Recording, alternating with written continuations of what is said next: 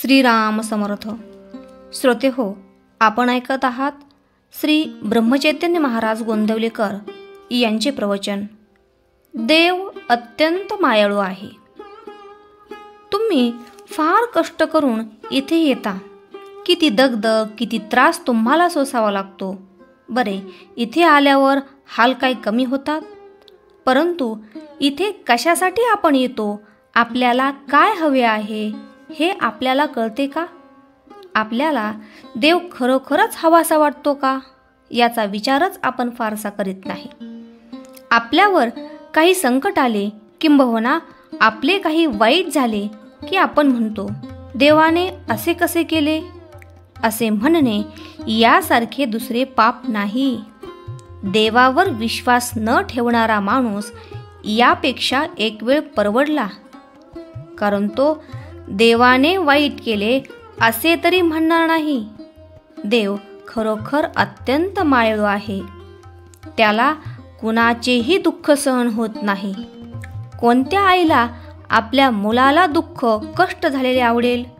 म्हणून देवाने माझे वाईट केले ही खोटी समजूत प्रथम मनातून काढून टाका. द्रौपदीला जेव्हा वस्त्रहरणासाठी दुःशासनाने भर सभेत खेचले, तेव्हा तिला वाटत होते की पांडवांना हे सहन होणार नाही.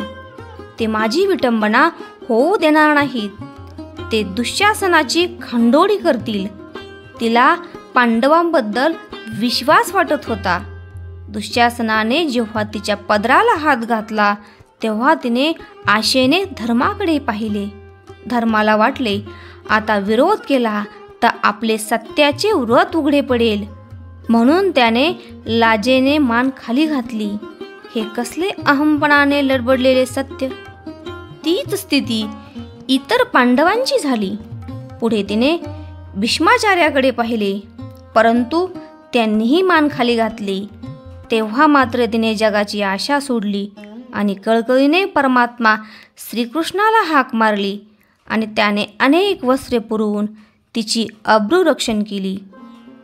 पुढे तिला एकदा श्रीकृष्ण भेटला असताना तिने त्याला विचारले की आधीच तू माझ्या बचावासाठी का नाही धावलास?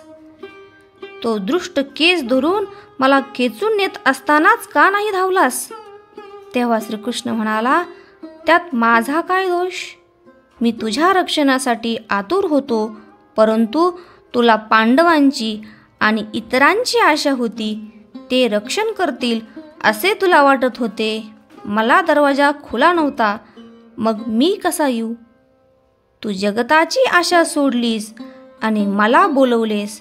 त्याबरोबर मी तुझ्या भेटीला धावलो.